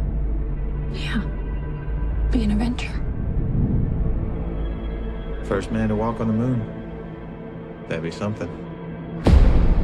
We've chosen a job so difficult, requiring so many technological developments. We're gonna have to start from scratch. Go and throttle up.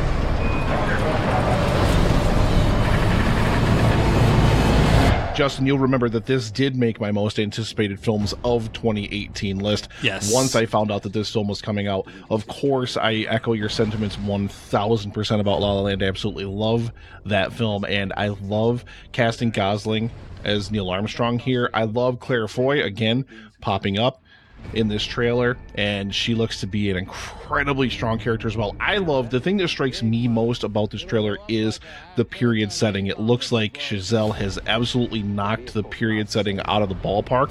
This feels like aesthetically, like all of the the costumes from the spacesuits and literally everything, oh, man. Beautiful, has that aesthetic to it. It looks like they're going to absolutely nail the period setting, which is so important. And I know you know this, but it's so important in films like these to nail the period setting, because everything else will kind of fall into place with that. And this just looks fantastic to me. And I mean, it's kind of, Gosling got his nomination for La La Land, whatever, but I really, really feel like Gosling is poised here to kind of jump to the front of the Oscar, the Best Actor race here.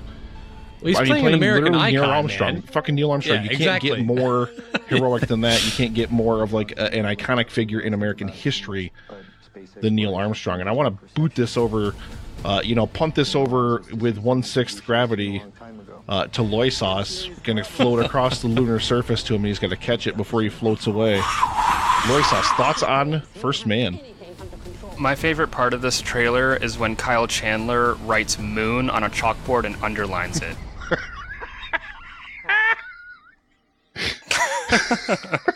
That's what really stuck out to me. No,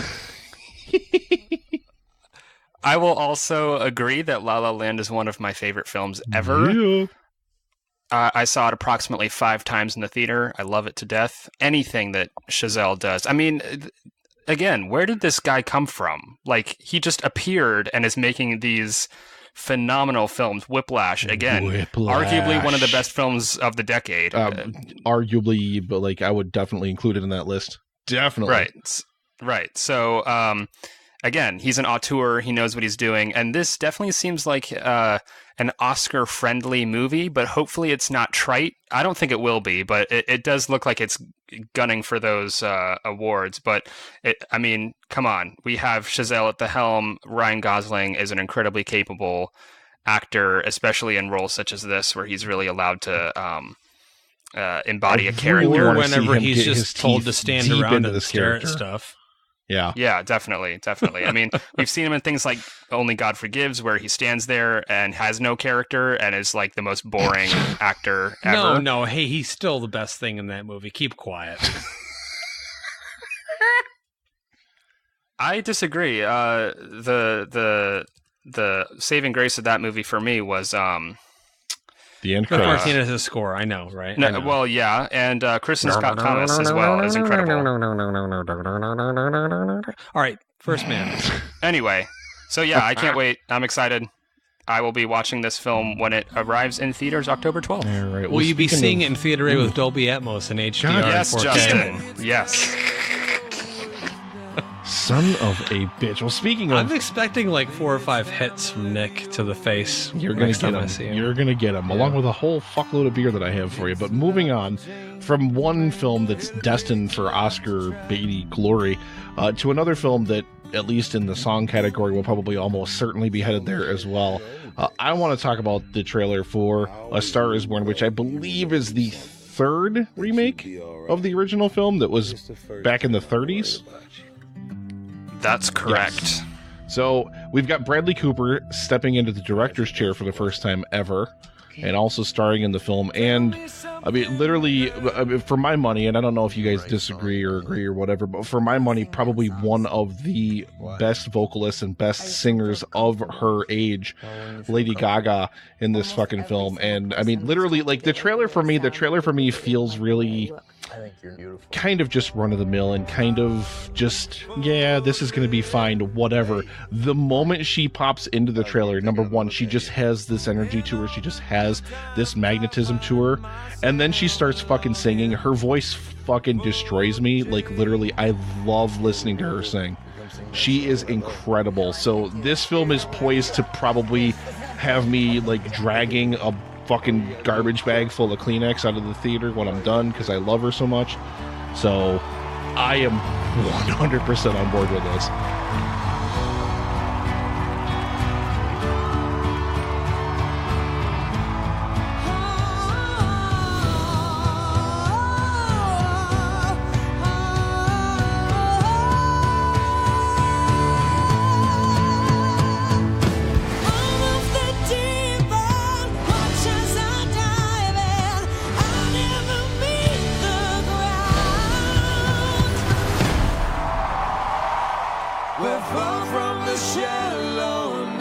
You know what's crazy about most of these movies we're talking about? They're all hitting in October. I know, right? Seriously. We're going to have a good fall. We're going to have a good fucking fall.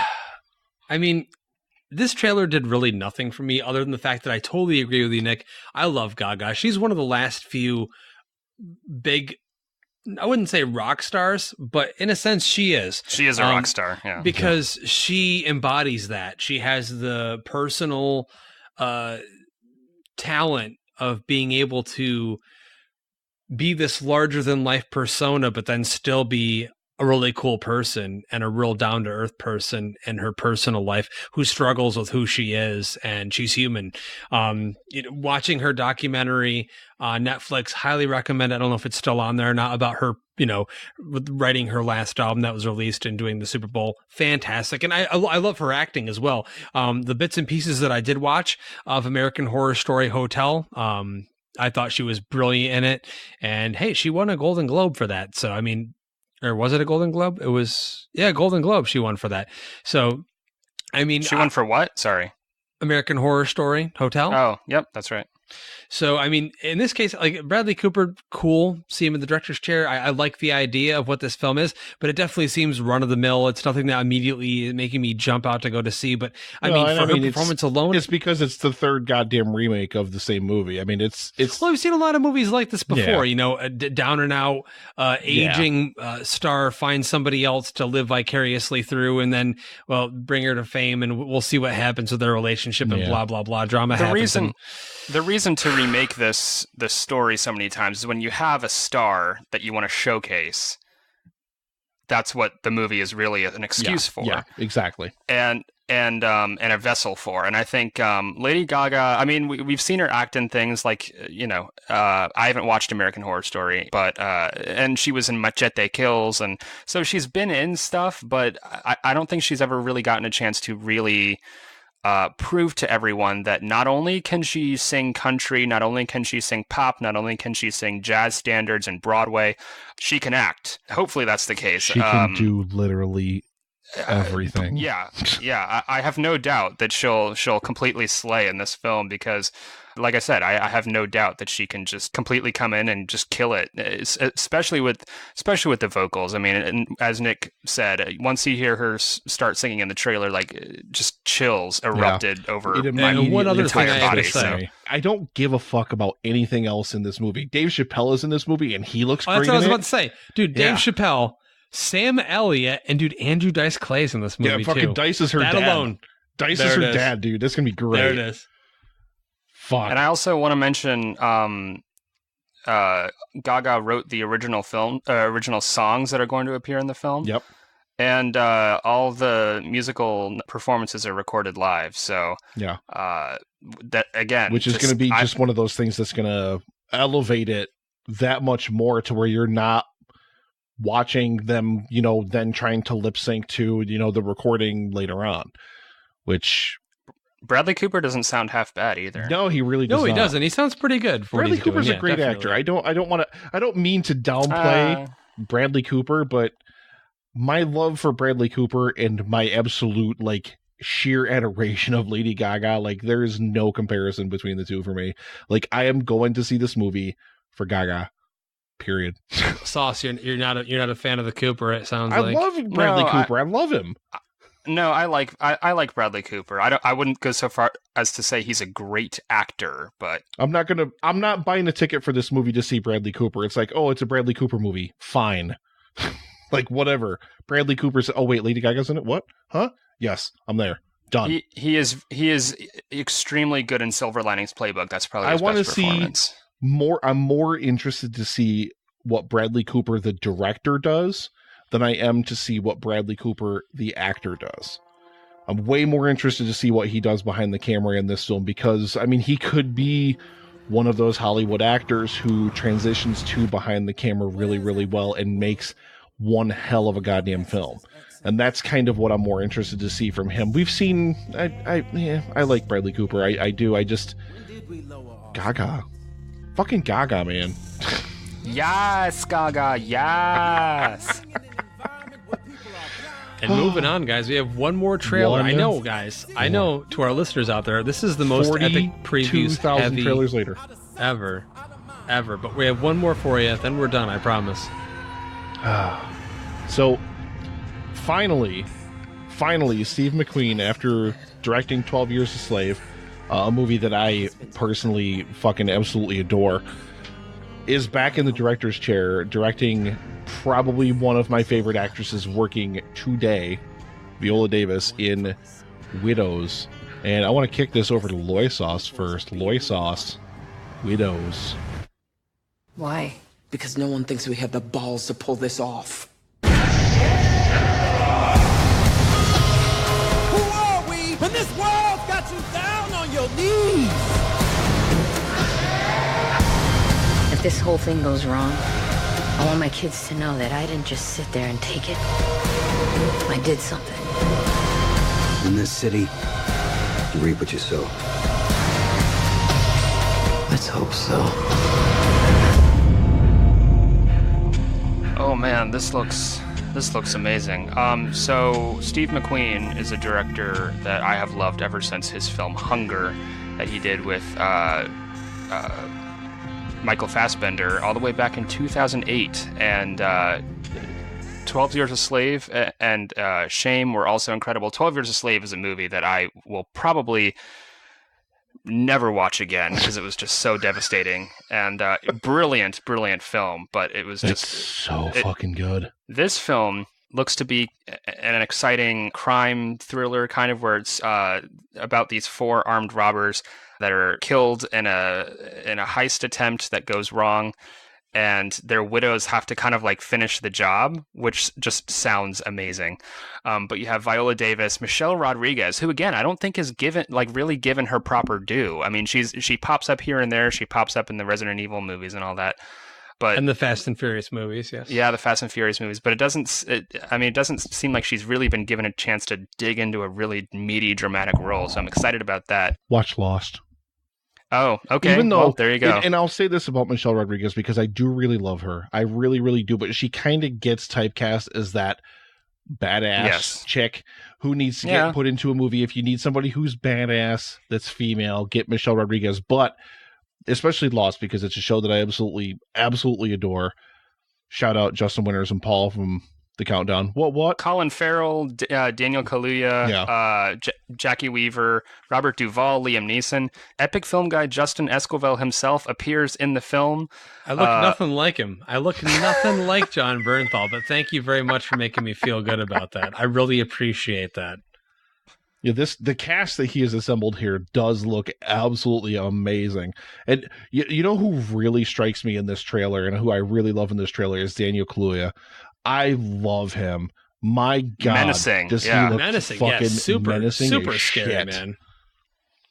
Man. I mean, this trailer for me, to be honest with you, November, definitely something I'll be watching when November hits. I love who's in this film. I love who's directing this film. The trailer itself looked intriguing enough, but it didn't like blow me away or anything like that. I mean, I love crime dramas. Love them.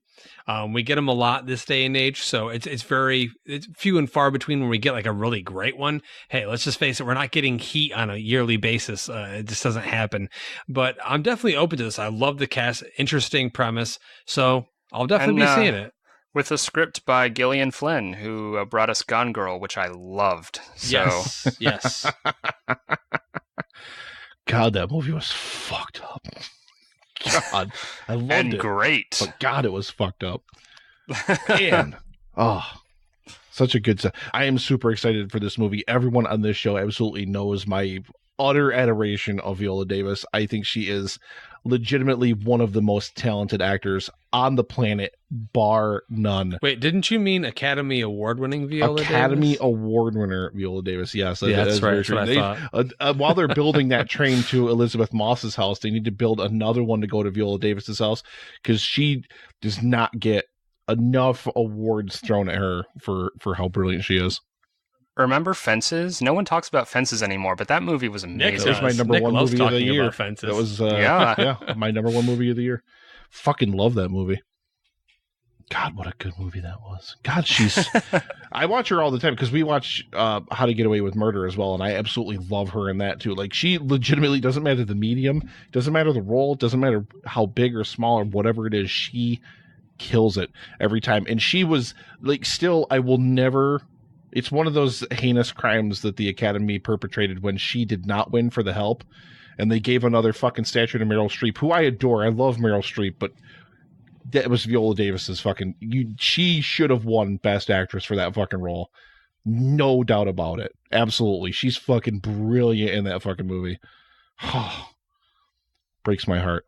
But that is, gentlemen, 7 trailers and a review of Hereditary. That is a packed show, a jam-packed Epic Film Guys podcast. So you guys are amazing. If you stuck with us this long through 147 fucking episodes, all the craziness, all the insanity, the frogs, the hobsters, the loy sauces, especially the loy sauces. I mean, we don't even... Oof.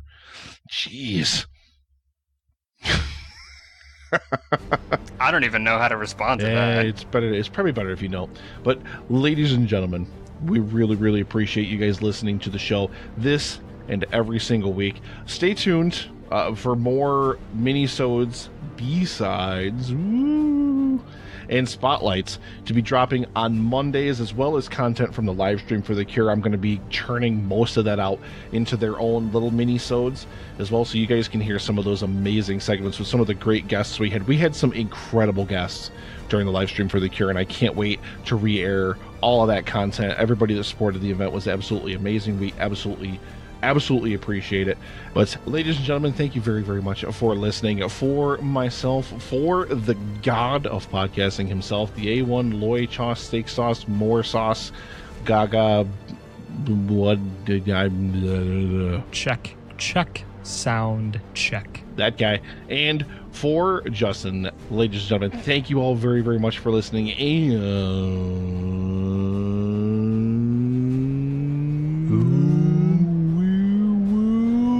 see you at the movies. Yeah. God.